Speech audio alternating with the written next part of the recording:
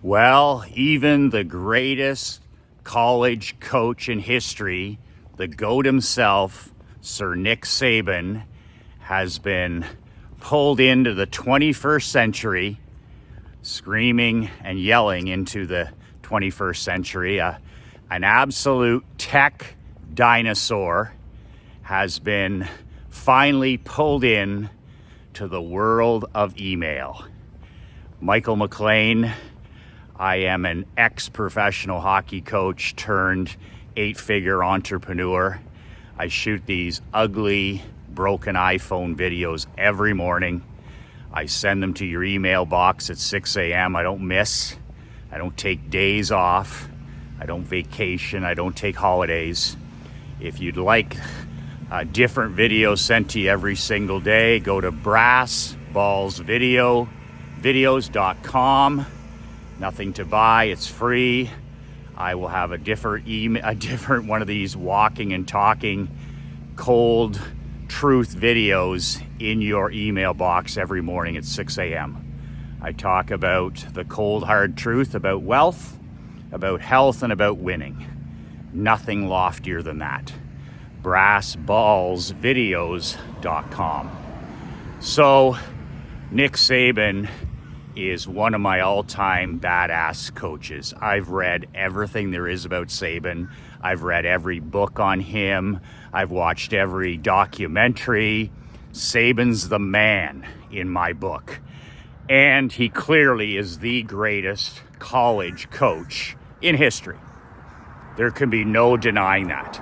And I love all the greats, the Bobby Knights, the Mike Krzyzewskis, the Bobby Bowdens, the Bear Bryants. But I am a massive believer in Nick Saban. I was sorry to see him retire, but it's time. His wife, Miss Terry, was being interviewed the other day, and one of my students sent me the quote, which I had a belly laugh at, and it was from Miss Terry, his wife, and it said, "Nick in retirement," and don't think for a second he's retired. He'll work with that program. He'll help transition that program. He's going to be on TV. He's going to be golfing. A guy like that doesn't retire. He doesn't expire. So he retires as much as my dad did, which didn't. So Saban, the quote from Miss Terry is, Nick is reading his own emails, and he sent his first email the other day. I love Miss Terry. She said one time, because nobody can outwork Nick Saban. Are you kidding me? Here's a story you probably don't know about. Saban has that massive $10 or $20 million lake house on the water. And he moves there in July before the season starts on August 1st, right? So a lot of people would think, okay, this is the month that even Nick Saban takes it easy, spends time with his wife, his kids, his grandkids, and gets ready for the season, right? He's there for the whole month. So one time it was, they were ESPN or somebody was there, which says it right there. He's on his vacation, and they go through and they interview him in the house and all this stuff. And he likes to water ski, he likes to drive the boat, he likes to shoot hoops, all this stuff apparently that he does in July, right?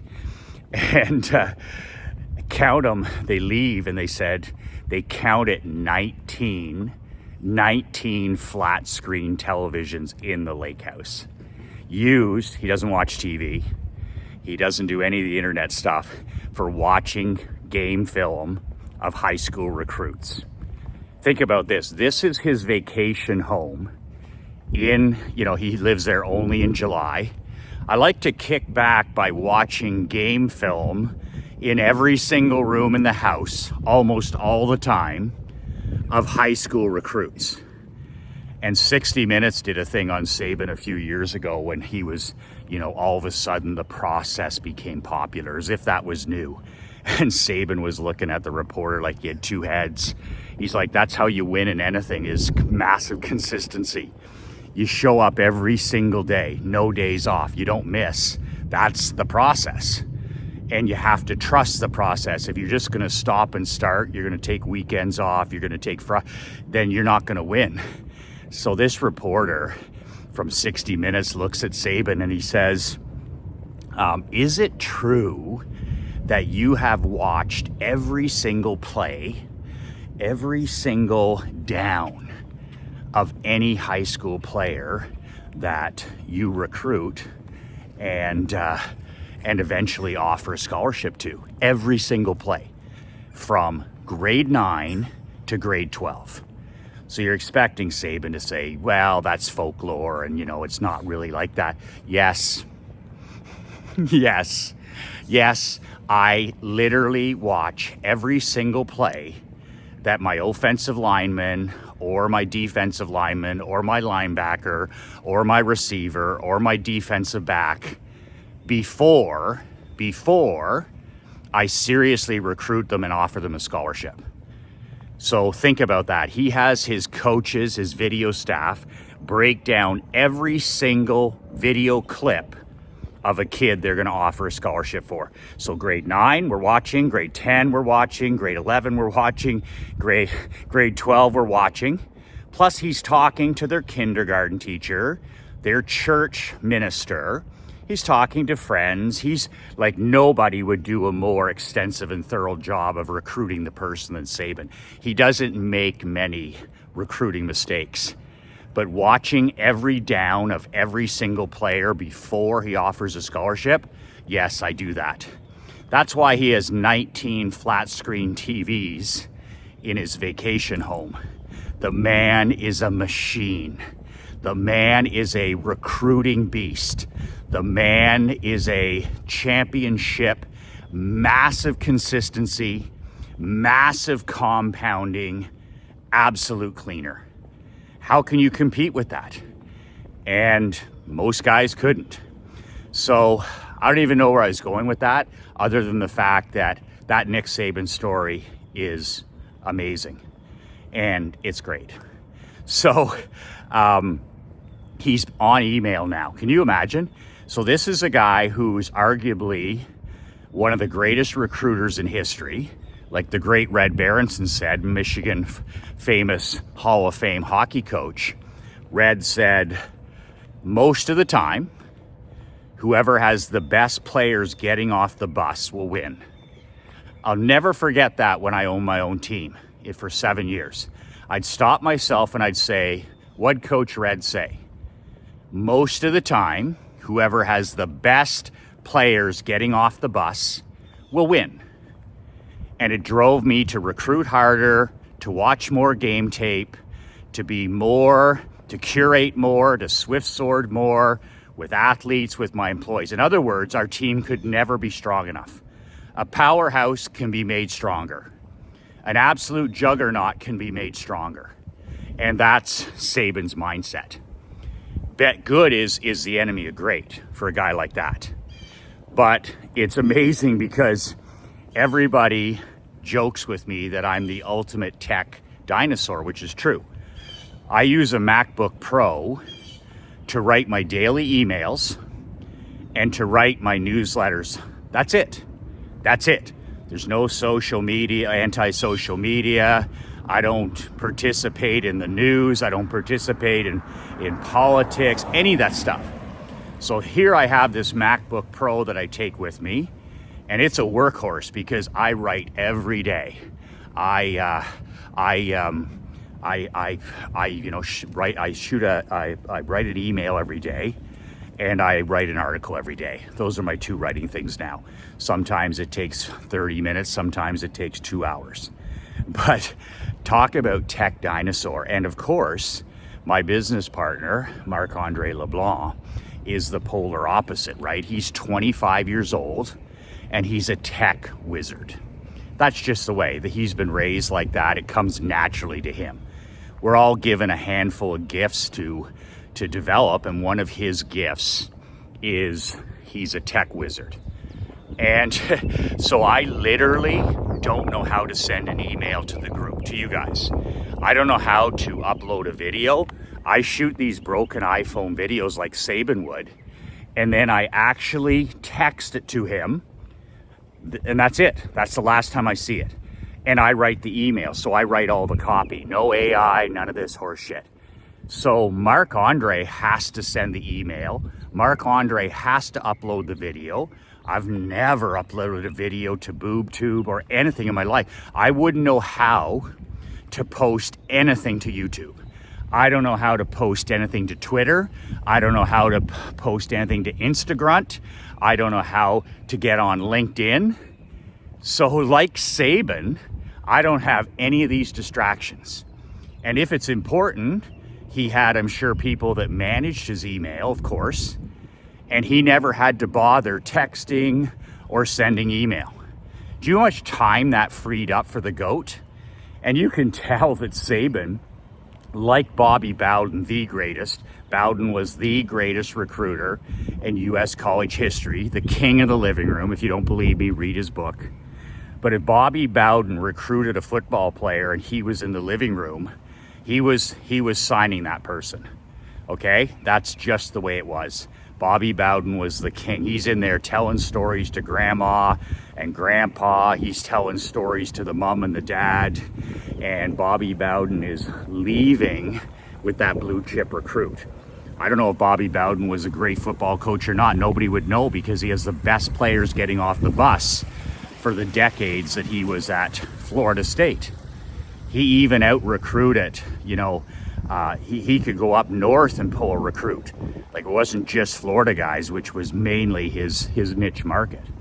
But you want to talk about a guy who dialed for dollars. So Bowden was always on the phone and he was always in the living room. And he didn't do any of the rest. He didn't do it. He just did those couple of things. Bobby Bowden was the king of the living room. Well, anything that I've studied, Saban was the same. He was a flip phone, cell phone guy, always on the phone, always on the phone. No email, not a lot of texting, but getting after these blue chip recruits and getting in front of them, like getting at the kitchen table. And that's how he would have some of the greatest signing classes ever. And the guys now that he trained, who have the Kirby Smarts of the world, they're the same, right? They're just massive guys getting people at the kitchen table. That's how sales is done. I used email to get to the kitchen table. I used email to nurture so I could get on the phone. So I just thought it was absolutely comical that the greatest coach and the greatest recruiter, of course, in U.S. college history in any sport is now been dragged screaming and yelling into my world. And that's as tech as he is. I might have found somebody that's more of a tech dinosaur than myself or Dan Kennedy. Like, I know Saban wasn't using the fax machine like grumpy old Dan, but I'm telling you right now, I knew a guy who golfed around with Saban. He'll golf his retirement, right? He's got this obsession with golf. But Saban had a rule, never golf during the season ever. So he would golf during the off season and that's it. And very few times. And this guy was golfing with Saban. It was part of a charity thing, right? So 9 holes with Saban or something a few years ago, back in the good old days, the olden days. And he said to me, I swear to God, Michael, he goes, we played 9 holes, our foursome. He said he was never off his phone the entire 9 holes ever, except when he was hitting the ball. And when he's hitting the ball, he says his phone is ringing, not binging, not texts, clearly not emails. He didn't send an email for 70 years. He never wrote an email for 72 years. But this is a guy who never shuts it off. And he said he'd get up there and drive a ball. Pretty good golfer, right, for a guy who doesn't play. And he says he'd immediately, go back on the phone. He said it was insane. And this is the off season, but there is no off season, right? 19 screens in his vacation home in July. That's how he would relax. So Just amazing. So I want to share that because I'm such an email guy, right? I'm a caveman email guy. I've made my wealth through mail and email, those two things. Admittedly, I haven't made any money with social media.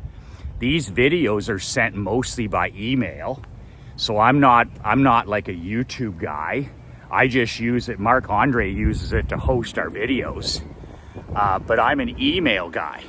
Any business I've been in, whether it was window cleaning, insurance, the hockey business, the barbershop business, or the consulting business, as soon as I enter an industry, a business, I go balls to the wall on building an email list.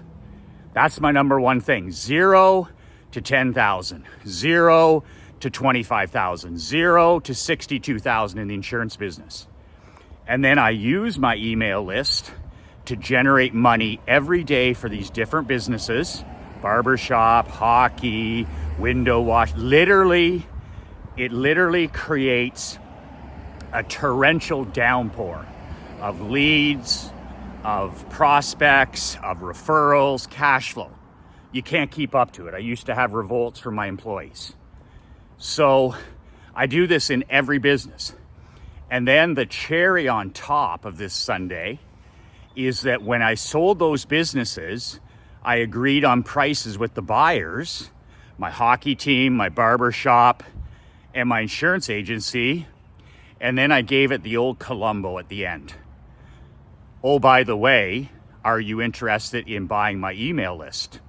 And most people that buy companies, they don't know an email list from a football helmet, right? Well, what do you do with your email list? And I'm like, well, it generates this much money. Every time I send an email, it generates $3,000. Or every time I send an email, we get 71 phone calls. Every time I send an email, I raise $2,000 for the food bank.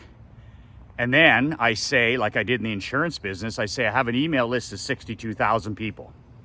And that's not impressive because we were on radio and TV and stuff. We should have done a better job than even that. And they're like, how much do you want for your email list? You have to keep in mind, I've already signed the deal of a lifetime, an industry record multiple. I'm walking away into the sunset to just coach hockey, hang out with my wife and my kid. I've got a 10-year lease on the building. They want to lease the building, not buy it. And I give them the Columbo. Yeah, just one more thing. Would you be interested in my email list? If you're not, there's other companies around here that I'm going to offer it to. Are you crazy? Do you think that they want a competitor, somebody outside of my own non-compete, to take that email list? So they said, how much do you want for it? It literally was a 2-minute conversation. I said, I want 500 grand. I'm feeling generous today. And they're like, done. To this day, they've never, ever, ever sent an email as far as I know, because I'm a customer of that insurance agency still that bought it. Can you imagine? They literally paid $500,000 just to protect their assets. Now, if they had the brains to actually send emails, they would have made millions of dollars more. But that's their story, not mine. So when you're done building, same in the barbershop, I sold the barbershop after 6 years, number one, 6 years in a row. And I'm like, oh, by the way, do you want the email list? It's thousands and thousands of people that have been in for haircuts. I guess so. I said, well, I have to know, because if not, I'm going to put it up for sale. So these young guys that bought the shop, they're like, they don't even know about email, right? Email is, I'm a tech caveman to them. I'm a email dinosaur. And I'm like, listen, I said, it's the honey that brings in the money. And without it, you might as well kiss 90% of your marketing and money drenching goodbye. Email's that powerful. 90%, 91%. Well, we'll buy it. I'm like, here's how much I need for it. And I sold it for $4 an email. And I don't know why I came up with that number, because I should have sold it for a lot more, but I like young entrepreneurs. So I'm like, here, write me a check for this amount extra, and we got a deal, which they did. My hockey, I sell the hockey business, the hockey team. We win a Barclay Cup championship. I own the team for 7 years. I build it like the Patriots back in the day. It's like I take it from the outhouse to the penthouse, on and off the ice. We're the most powerful force in that league. And I sell the team. I'm going to coach my own kid, the China virus, all that stuff. I'm out. And once again, the buyers, I'm like, here's what it's going to take. I'll give you this agreement. Here's what you're going to have to pay for the team, non-negotiable. I don't negotiate with myself. And do you want to own the Yankees of hockey? Do you want to own the Cowboys of hockey? Do you want to own the 49ers of football? And so they're like, great. So an easy deal, right? And I give them the Columbo one more time. Oh, by the way, are you interested in my email list? And they know because it's some of my old coaches. Well, yes. And how much would that cost? And I'm like, well, this is how much it costs. And if not, I'm going to sell it. So in every single case I've been in, including when I walk into the sunset from the consulting business, is it generates all our revenue, all our cash, all our leads, all our referrals, all our goodwill. It sells all of our products. And then after it does that for 10 years, 20 years, 30 years, then when you're ready to walk away into the sunset, it's your tip. It's your 20% tip. It's your 25% tip. So you don't have to touch your investment money. Well, I'll just take that $500,000 and use that to live off of. I'll just take that $500,000 and buy a house in Naples, Florida, in a different country. I'll just take that money and start flying private, or, that kind of stuff. I'll take that $100,000 and I'll use it to buy the next 40 years of Dunkin' Donut morning coffees.